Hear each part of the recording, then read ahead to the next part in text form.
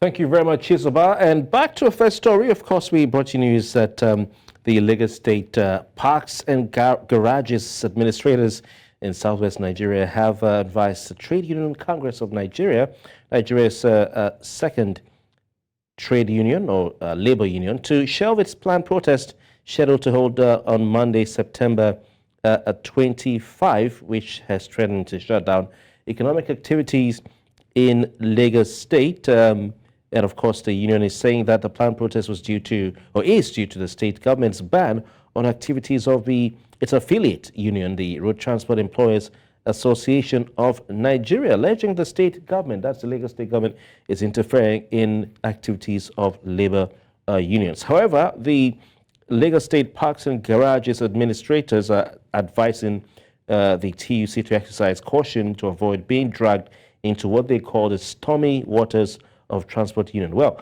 we now have Ireoluwa Oguntuase, a labor expert, with us. Ireoluwa, thank you very much for your time. Yeah, thank you. Thank you. Good afternoon. Ireoluwa, what's your assessment? Thank you. Can you hear me? Loud and clear. What's your assessment of the current, state of affairs, the situation between the TUC and the Lagos state government regarding that ban placed by the state government on one of its affiliate unions, I believe the Road Transport Employers Association of Nigeria? Okay, now, in order to start, we need to understand that government is a creation of law.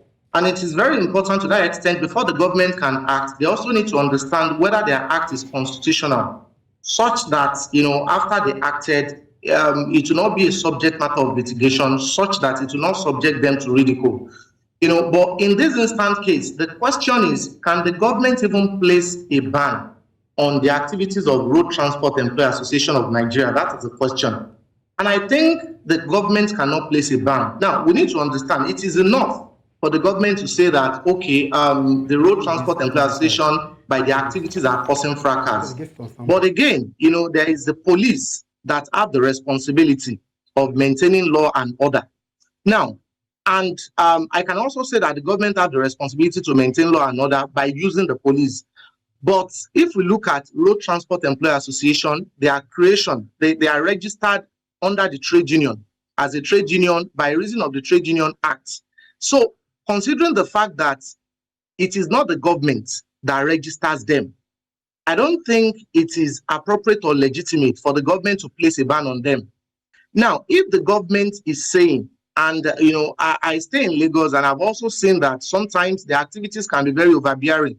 I mean, the activities of the road transport employers, the activities can be overbearing. So in that instance, I believe what the government can do is to abuse the police, in the event that they want to be committing criminal offenses, or in the event that they want to be causing civil unrest. So in my humble view, I think that the government placing a ban on their activities is totally unconstitutional, considering the fact that being a trade union association, they are created under the Trade Union Act. That on one side.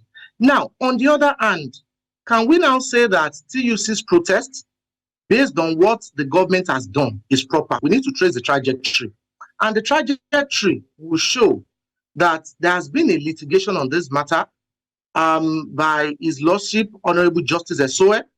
And Honorable Justice Esoe, in his considered judgment, has actually declared the action of the government unconstitutional, considering the fact that it is not the government that created the trade union, and as such, they cannot proscribe them.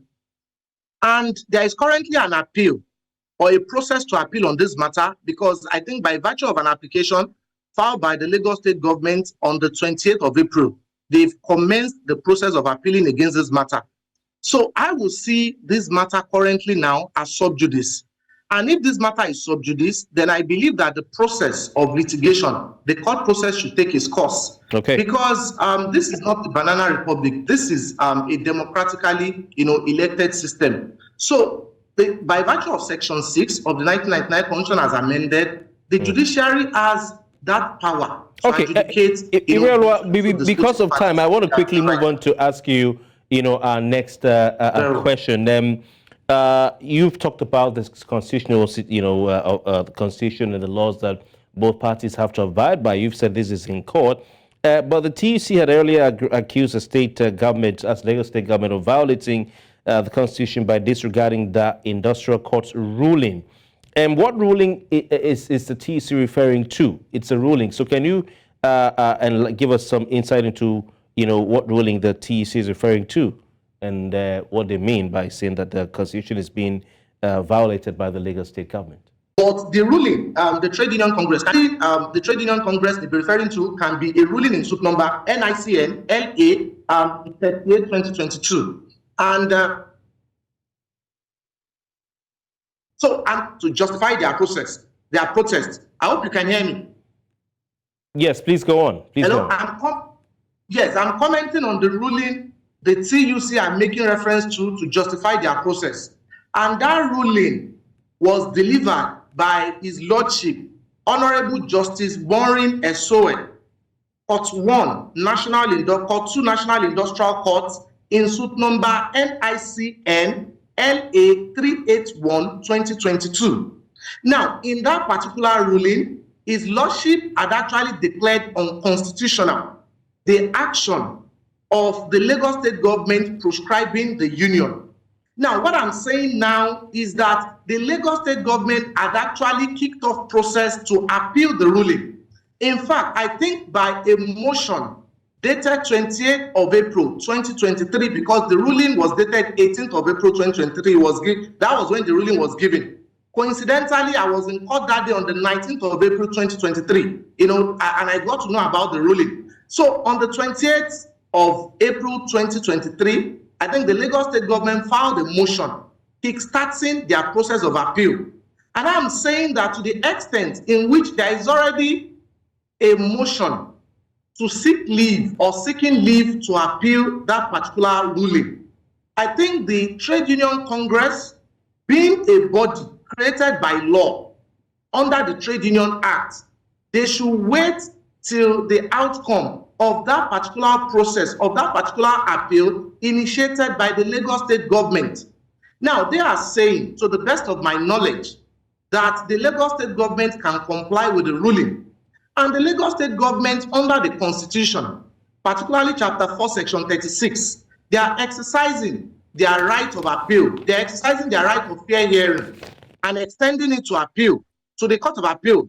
And of course, you would also know that by virtue of Section 245 of the Third Alteration Act of the 1999 Constitution as amended and Section 9 of the NIC Act, the Lagos state government can appeal to the Court of Appeal in relation to a decision given by National Industrial Courts. So what I'm saying is that the planned protest by the TUC seems to me as unconstitutional.